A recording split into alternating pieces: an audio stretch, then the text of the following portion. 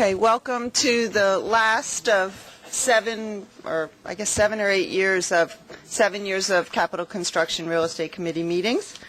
And I have chaired every one of those meetings.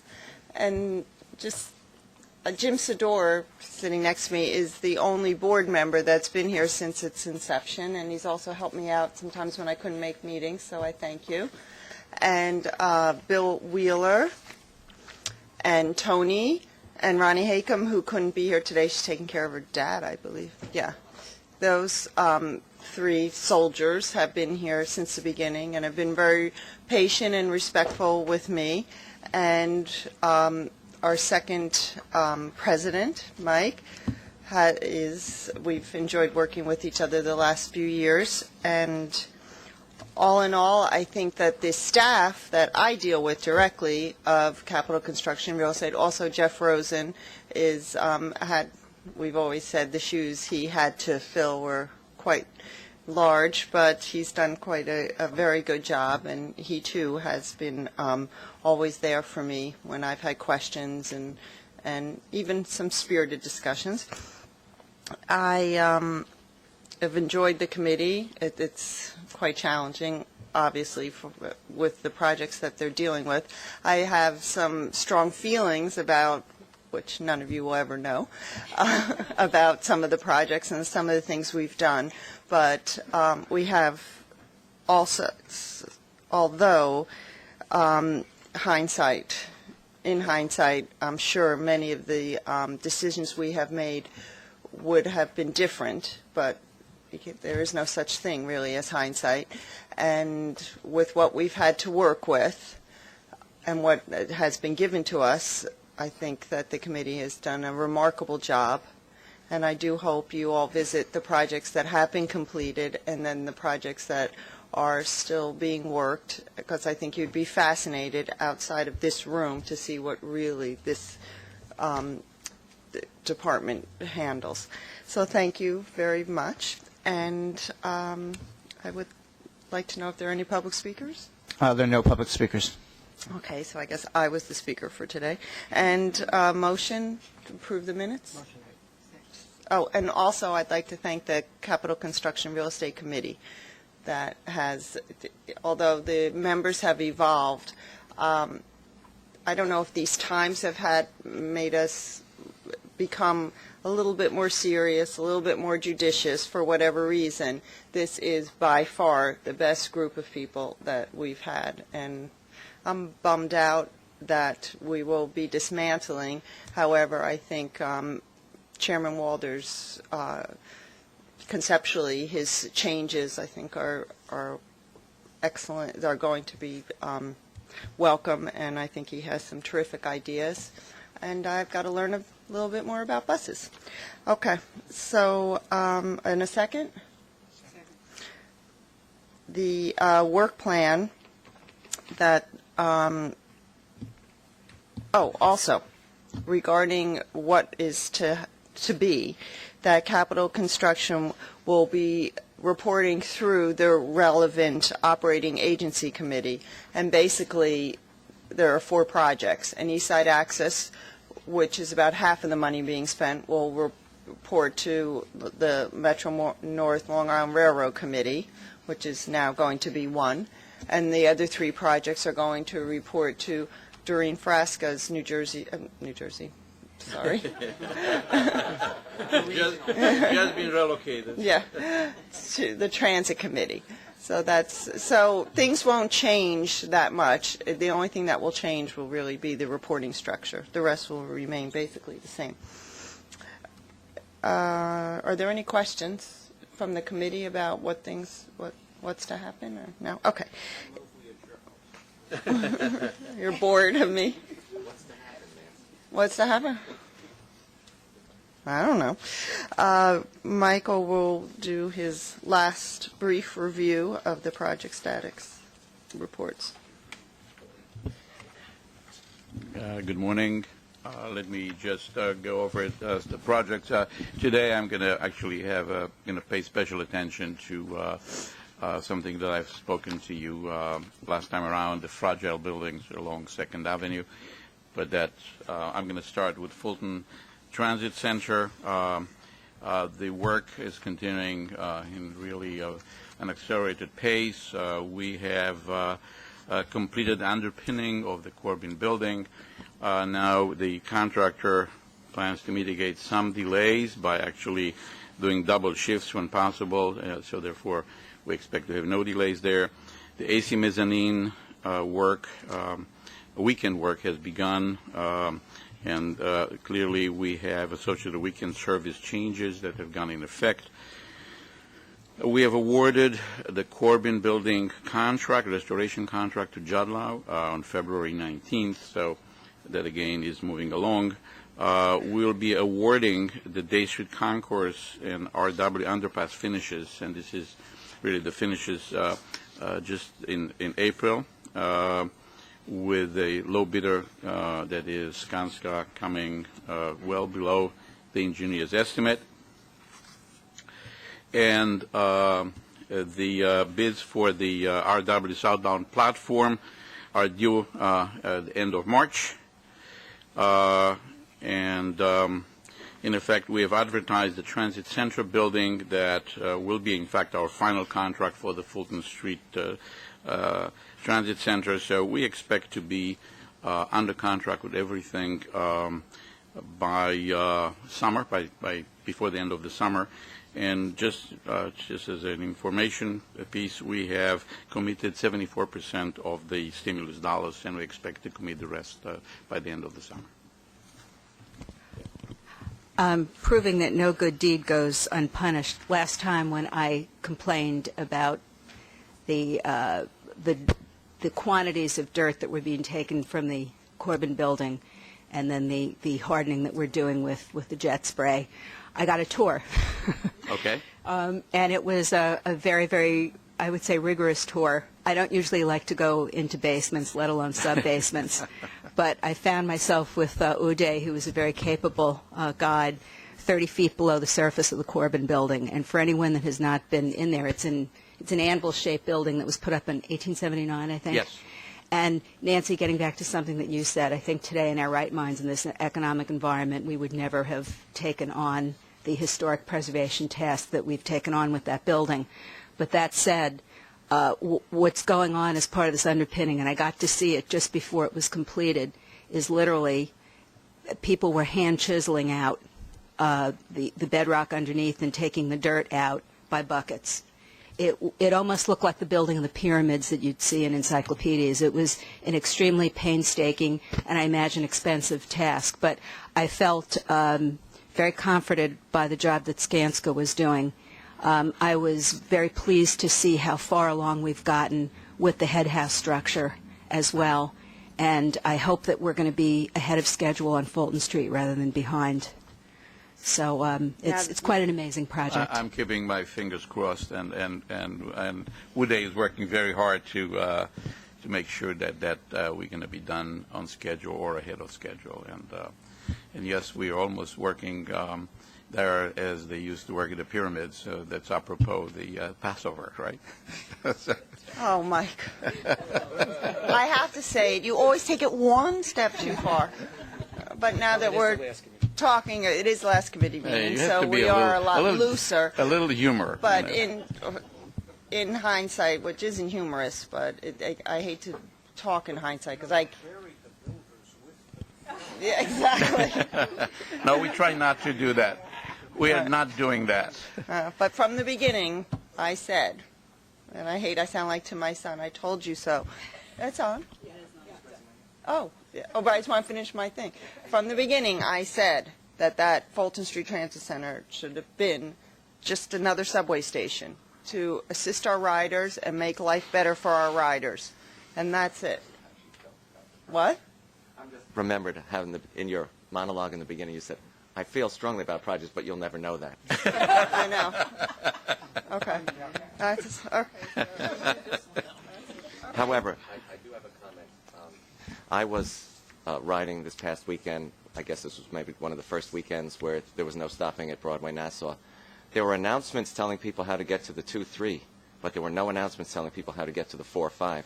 So that's something that has to be done, obviously, for this long. Will you repeat that in Transit Committee, please, will. Andrew? Yeah, that will be taken care of. I mean, one of my people in the back will make sure. Ronnie's not here. No, it's okay. Lori Cucinato is in the back, and she is right. Follow up. I got it. Right. Okay. Let's move on to the number 7 extension. The overall project scheduling cost estimates are currently under review as part of an ongoing risk assessment.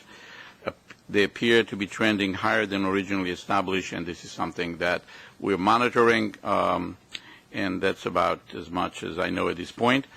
Just as a good note, the TBM, the tunnel boring machine, successfully completed the turn from the 11th Avenue to 41st Street and is now running east towards Times Square, and we expect to move in that direction.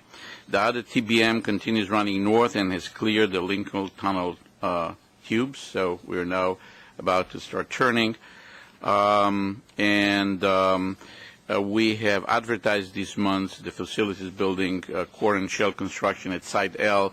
This is the site along 41st Street, and the bids are due in the second half of April. The first concrete for the 34th Street mezzanine was poured this month, so going there you can start seeing the mezzanine for the job, and the final documents, 90% designed for sites A, J, and K, core and shell were distributed for comment, so we expect to also go to bid on those as well soon.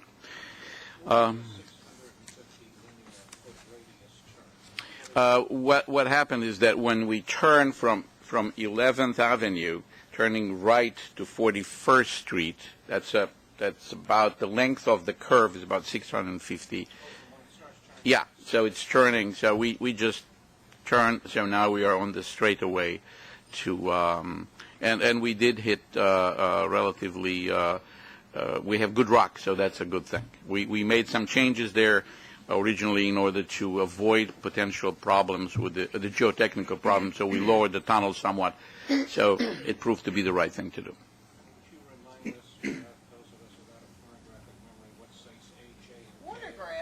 Photographic. Okay, this site J is a site where we are going. Site J is the site that we're going to have the main entry point to the station.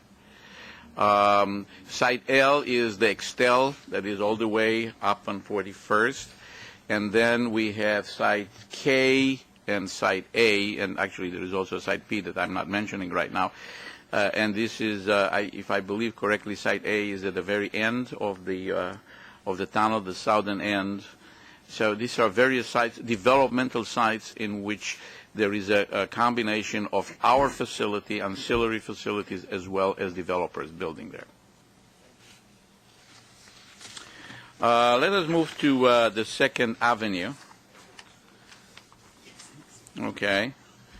And I'm going to just first give you just a brief overview of what we're doing, and then I'm going to have the fragile building. About 90% of the TBM launching box has been excavated. We're down about 90 feet. Anyone that wishes to take a tour, you're invited. We started to install ring beams at 69th Street and 72nd Street, and access shafts, and control. We started to blast down. The demolition of the Century Lumber Building at 97th Street is continuing. Phase 1 is completed, and we'll now have to install some support for the adjacent wall of 232 East 97th Street in advance of the demolition to make sure that things are not, they're stable. And we have had good success with DEP. In actually working out our water mains issues, and we expect to have a shutdown soon, and around 70. Bill, are you here? 70 what? We're going to replace the pipe 72nd? 80 83rd Street? I'm sorry, 83rd Street. Anyway, there is utility, roadwork, and decking at 86th Street Station, and we have also modified the design around one of our ancillary facility. This is between 86 and 87 along the west side of 2nd Avenue, where we ended up having to do too much real estate work, and we have actually made a change in design in order to save some money, and I think we were able to save significant amounts of money doing that. So the design has changed there to allow us to avoid impacts to the building's systems, as well as actually doing water main work at 86 and 87th Street. So it's a welcome change for us that will save dollars in construction. Let me, last time around, I have in fact mentioned the fact that we are looking at buildings, fragile buildings, and fragile buildings are considered to be the ones that were built at the end of the 19th century, beginning of the 20th century. These are tenement buildings 4 or 5 stories tall. And I would like to give you an update and what steps we're taking in addition to the continued instrumentation and monitoring program. Can we turn off or lower the light so you guys can see that? Yeah, okay. As you can see from the slide, we're working in an area where there are a number of buildings, and many of these buildings have not been kept in a state of good repair. The most visible to the eyes were cracks in the facade, missing keystones, etc. Can someone lower the light somewhat? This is a little too much, but anyway, that's fine. That's fine. We have, in fact, instrumented all the buildings in the area and monitored this building from the start of construction. And while some of the buildings have responded favorably, our monitoring indicates that others will require some type of structural work to correct these deficiencies as we move forward with the excavation on the 2nd Avenue. Some of the work will require the temporary relocation of residential tenants, which I will outline for you in more detail as we on the next slides. As you recall, the project's EIS identified that tenant relocation was a possibility given the existing state of the building. So that was done way back. Unfortunately, our monitoring confirms that we need to proceed with these extra measures in some of the buildings. I would like to stress that the construction methods we are using are the right methods. The threshold levels for the vibrations during the construction are set below the levels that we normally would apply to buildings, and we consider the state of good repair of the building. So that's something important. Michael, is the level of vibrations lower because you're hand excavating versus blasting? No, or? We have established levels of vibration that are acceptable at a lower level given the state of the buildings around. So we are monitoring. We are not accepting. If the buildings were be the normal buildings that we have today, we would allow for higher levels of vibration. We actually lower that. So just so remember, we built these huge slurry walls that were going down 120 feet. We are doing blasting in the launching box to be able to create this, and we're doing just also mechanical excavation. All of these things create vibration. Actually, the blasting probably the least of it. But we are monitoring it at a lower level. We are permitting a lower level of vibration that we normally would. So we are taking precautionary measures to make sure that we're not impacting the building. What I would go to the next, please.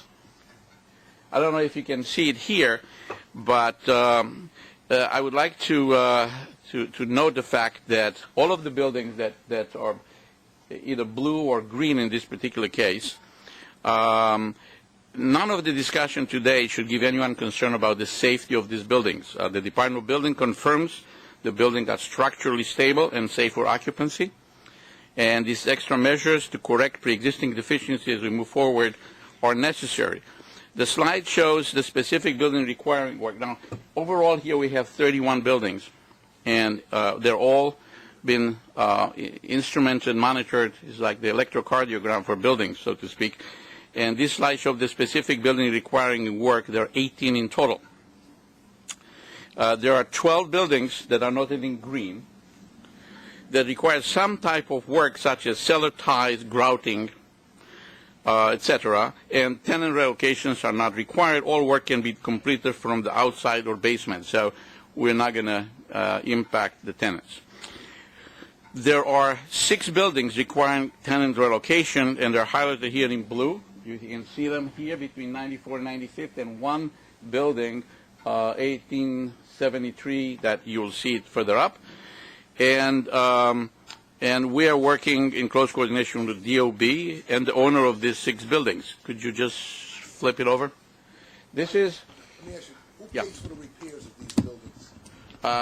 The repairs that we're talking about here are paid from the 2nd Avenue, and I have an estimate at the end to show you. So if the landlord of the building didn't keep his or her building up to specs and par, why are we paying to repair their building?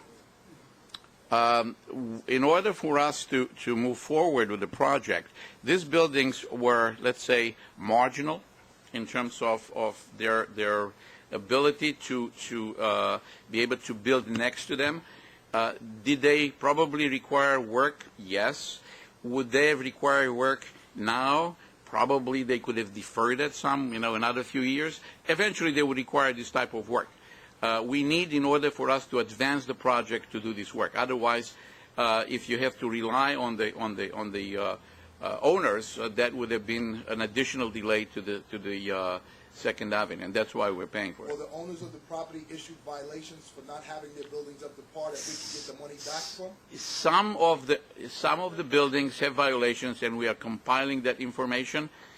In general, the type of violations the type of problem that we are talking about are not as easily uncovered. And when you start building 7 to 8 feet across from them, going down 120 feet, you're impacting this building's structure sometimes. Sometimes you do not, and in most cases we did not, but we had to make certain, remember these buildings have no plans, and we had to do a lot of assessments that were basically using assumptions, and some of the assumptions that we made were good. The buildings were not affected, and a small number in this particular case, if you look at that, you're talking about 6 buildings out of 30, that is 20% of the buildings. We need to do some more extensive work. The 1873 is the building that we are looking at. This is the building. Michael, one quick question for you. Are we having these people evacuated or moved because there's a danger of collapse, No. or for the convenience of construction? No, we are not doing it because there is absolutely there's no evacuation, okay? What we'll be doing is, and I'll explain to you why, is relocating some of the tenants, okay? In some buildings, we're only relocating tenants that are in the front apartments, as you'll see in a moment. But we're doing it so work can be done. You need to open the ceilings and do work in the apartment. You cannot do work around these people.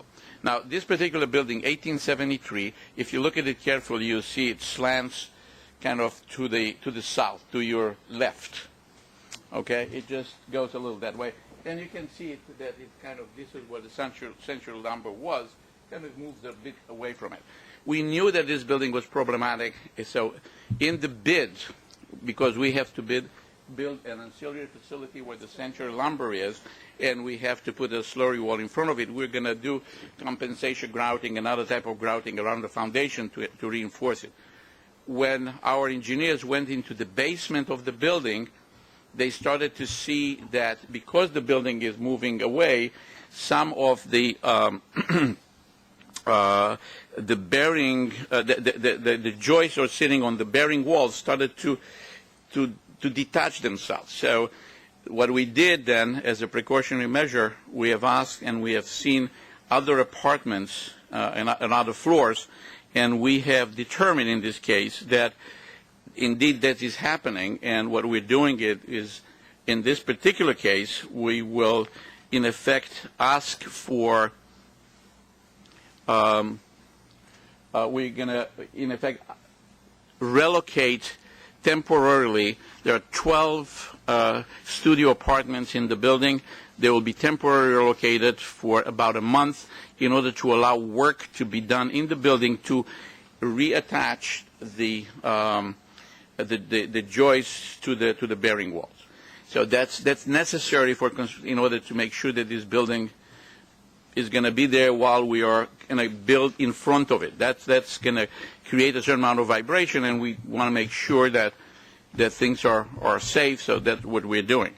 The work will be done in 2 phases.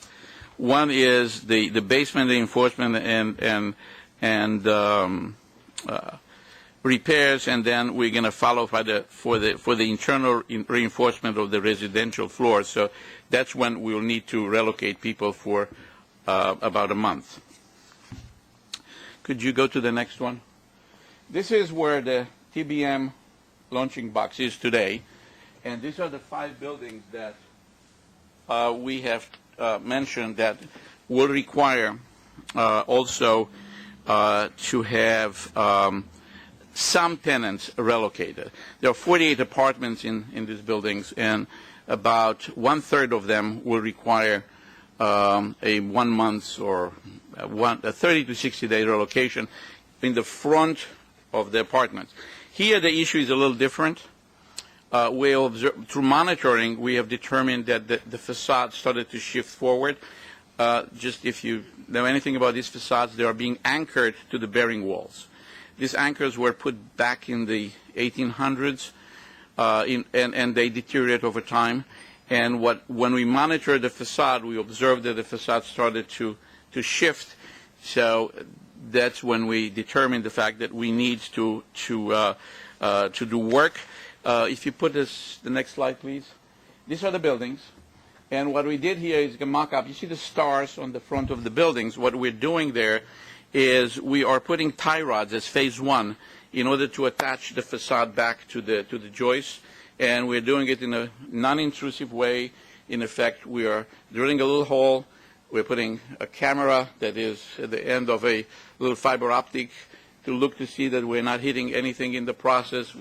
And then we're drilling this rod into the wood joist to attach it. That's in order to make sure that it is stabilized. That's not the ultimate repair. The ultimate repair has to be done by actually going into a number of apartments in the front and putting trusses, open the ceiling, and putting trusses that attach the facade to the building. So this will be the phase 2. Unfortunately, this is required, will require 16 apartments in the front to be, there are 5 buildings to be relocated, and a letter has just gone out Friday, in effect, to, as you will see, I'm going to discuss that, to all of the parties that need to be notified. Michael, are there any further impacts to the commercial tenants in the front of these buildings? Beyond the impacts that they're already suffering through? No, on these buildings they're not. No, they're, the picture is, you can't take a picture. It can't get worse for these poor people. No, the buildings here are not, the commercial, we're not doing anything in the commercial area, okay? But in the front apartments, we are. The timing of this work in the phase 2 is yet not scheduled because it's not on the critical path, but we expect sometime between now and the end of the summer to do that. Next. The project cost, as you see, the remedial work and tenant relocation for 18 buildings is going to be somewhere between $6 to $8 million. We expect this is all part of our contingency. I mean, we have contingency dollars that, in the case that things like this do happen, and we don't expect to see any impact to the 2016 completion. Yes, Norman. $6 to $8 million for how long? A month, 2 months? $6 to $8 million a month to complete the work. for the whole Yeah. process to complete. From That's correct. That's correct. Okay.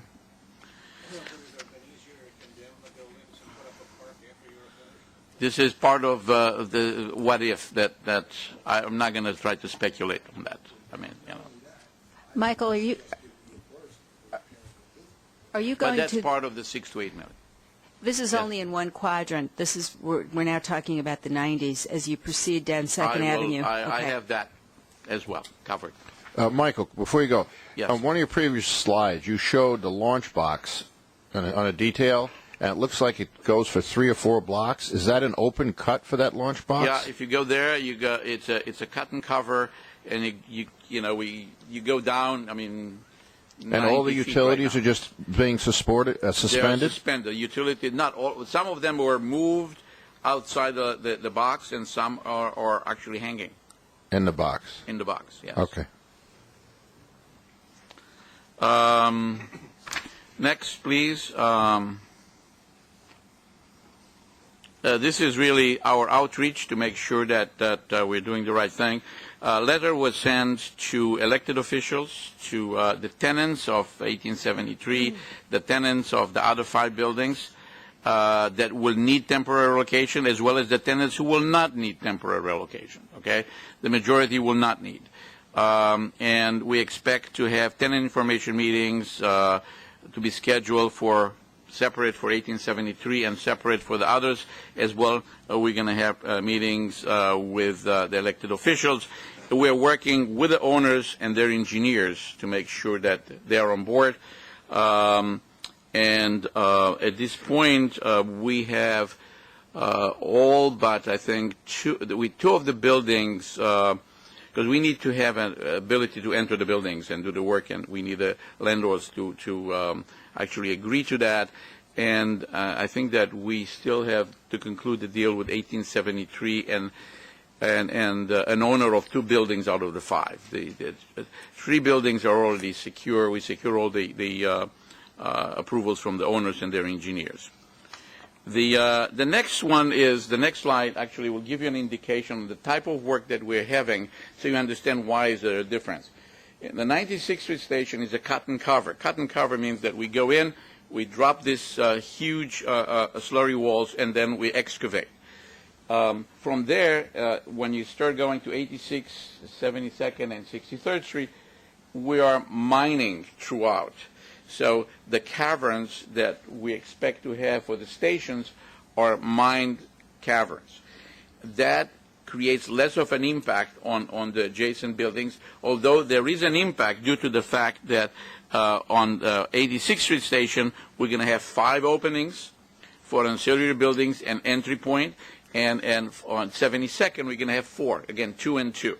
So this type of things create impacts in the area. We have a memorandum of understanding with with the Department of Buildings, and we looked at the impact for the various areas. What we're doing now in anticipation of going down and working at 86, 72nd, and 63rd, based on the MOU with the Department of Buildings, we have a radius of impact. So we are now looking at 87. Go back. 87 buildings around 72nd. This is our next award where we're going to award the station work. We serve at 70 buildings right now. We think that 13 will require further investigation, and probably these are going to be the buildings that we're going to also instrument going forward to see what happens. So this is about 20%. That's the ratio keeps about the same. We have another 87 buildings on 86th Street. We've done none to date because this is not on the critical path yet. And the same thing, we have 24 on the 63rd Street station. So that's what the universal buildings that we're looking at. So now at least we have a very clear understanding of what the buildings that we need to look at are, and we'll continue to do that. Just to sum it up, 18 buildings in total on that particular area that required some reinforcement work. 6 buildings require temporary residential relocations, and the remaining 12 do not require any. So there will be just the cost, $6 to $8 million for the one up north. We have to establish anything further down, and we don't expect to have any impact on the project completion date. And we are now, as part of our work, we're advancing the surveys of fragile building ahead of schedule, so we make sure that when we get there, we are really prepared and we take care of issues as they come along. That's as far as Thank you. Second Avenue. You have the First of all, any questions regarding this presentation? Yes, Norm?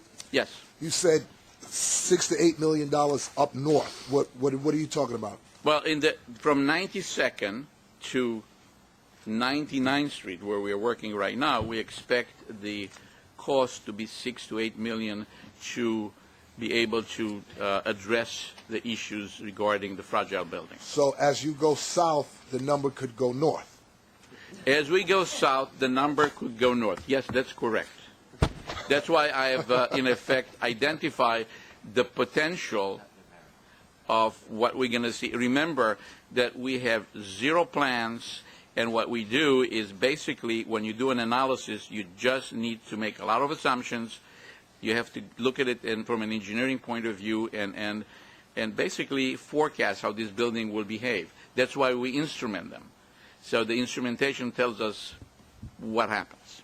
So what plans did you put in place to try to get reimbursed some of the money that we're laying out for these repairing of the buildings? I should mention that some of it is actually coming from our insurance dollars. We have the owner's insurance that we are carrying throughout, and I think that a lot of the 5 buildings, and Bill, correct me if I'm wrong there, will be covered by insurance dollars. So it may not come from the project. At this point, we don't know exactly. Do you want this to be for the subsequent meetings during? I think it should be. At least we could definitely show that we've recouped the money. Yeah, that we recouped the money that we're laying out. Well, some $6 of to it- $8 million for a 4-block or 5-block radius is a lot of money. And as we go south, it goes north, it could cost a lot of money. No, the only good thing is that as you go further south, a lot of these tenements were replaced with high-rise apartment buildings. That's correct. So I think when you get down to the 60s and the 70s, you're not going to be encountering the same degree of problem. You're probably correct. And right now we're guessing. I would rather not guess. I want to see what actually the results are.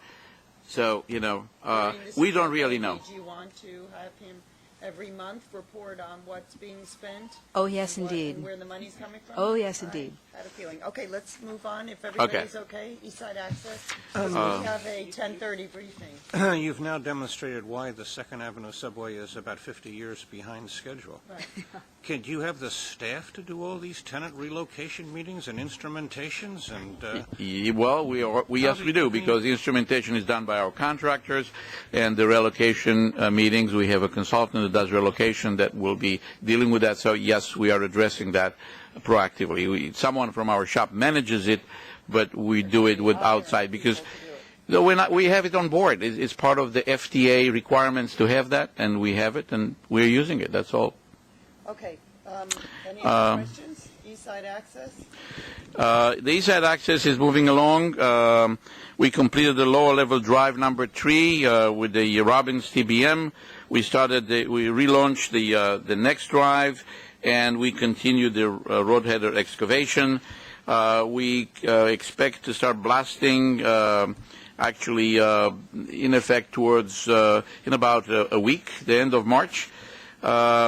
We started abatement work at 44th Street. This is one of our contracts. And the properties along 50th Street in preparation for building demolition. We put back, by the way, the track 115 in service. The tunnel contracting in Queens, the CQ31, the soft ground, began demolition of the Amtrak building at Sunnyside Yard.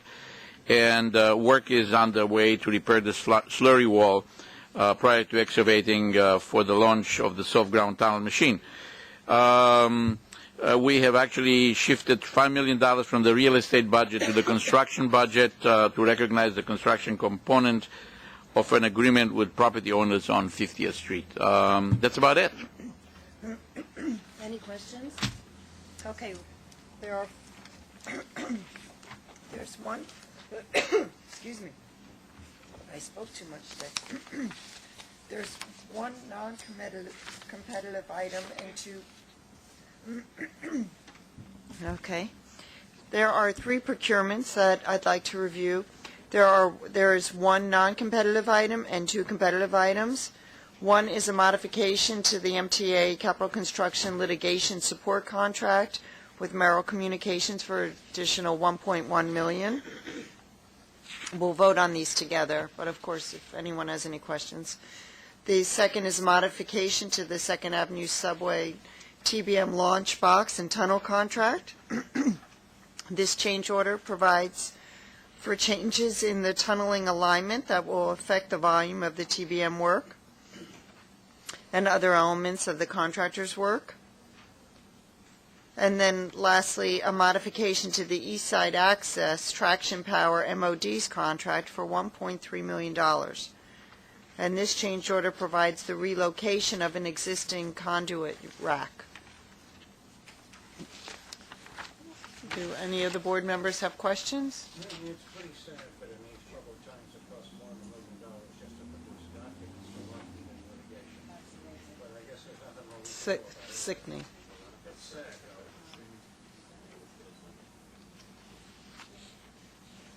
I move that the items be adopted. Okay.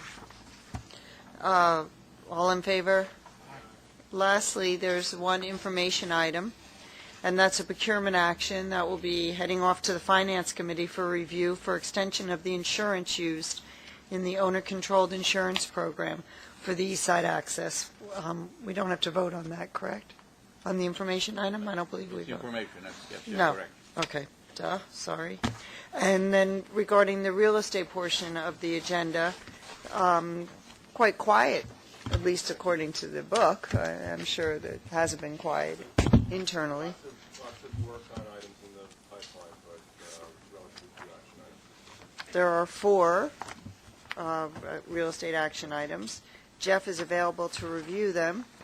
Is there any, maybe just if Well, I you think could briefly discuss the last one. Yeah, I think I The just general wanted one. to speak quickly to the guidelines. As you know, last November we came to you with new guidelines for Grand Central. This is this reflects an ongoing effort. It's phase 2, if you will. In this case, though, driven by legislative requirements. As some of you may know, there were recent amendments to the Public Authorities Law that institute new safeguards, let's call them, for dispositions of real property, dispositions being defined to include leases as well as sales.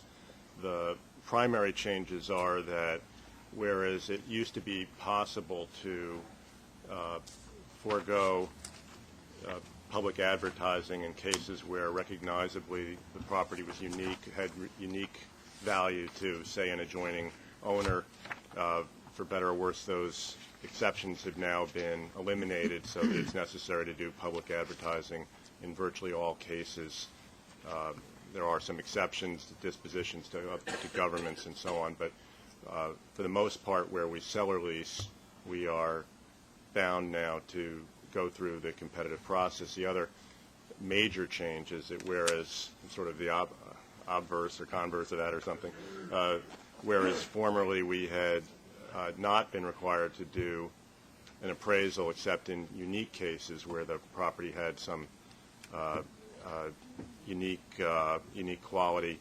We were able to rely on the results of the RFP to establish, if you will, fair market value. We are now duty-bound, and again, I'll say for better or worse, because these things cost money, to do an appraisal without exception. There's no de minimis exception. If we do a lease, we have to do an appraisal. That's the way it works. So we will, in these guidelines, we have sought to clarify what fair market value does and doesn't mean for various purposes. Yep. Jeff, in what percentage of cases prior to this new law were you doing appraisals? You know, that's a great question, Andrew. I don't have that statistic. I will say that these guidelines apply only to leases and sales, not to licenses, and we will still not be doing appraisals for licenses. But I would say that candidly, these guidelines still apply to a relatively small number of transactions relative to the very large. The typical newsstand we won't have to do because it's terminable on 60 days without liability, and there we won't do it. I can get that statistic for you. It's a good question. As I say, for better or worse, that's the requirement. That's the main thing. As I say, we've tried to clarify what fair market value means. Appraised value is not the equivalent of fair market value. It's merely evidence of fair market value. We will be back to you as we bring specific staff summaries to you, highlighting instances where we've deviated from appraised value, but the onus will be on us to explain why. As was the case in Grand Central, we've established a rebuttable presumption that the proposal with the highest guaranteed rent or compensation to the MTA calculated on a present value basis is the winning bid. Again, the onus will be on us to establish or to describe in our staff summaries why it is that we've preferred another bidder when and if we do that, either because of concerns about the viability of a proposal or because of qualitative considerations such as the quality of an amenity that could be provided to our customers if we take another bid. Are there any? I don't know how many of you got a chance to look at these. If there are questions, I'll be glad to take them. Are you sure that the name of the licensee for the newsstand in Poughkeepsie is Duh and Duh? Oh, please. I'm pretty sure it's Day and Day, but I'll I will miss these questions. That's a scary thought, but I will. yeah. Okay. Oh, really? It's a fair question. Dave, we'll follow up on that. Okay. Thank you, Jeffrey, and thank you for everything. Thanks. You've done a fantastic job. Thanks. And I'd like to you move these 4 action items. Second, all in favor? Aye. Okay, thank you. Thanks for putting up with me. Bye. Thank you.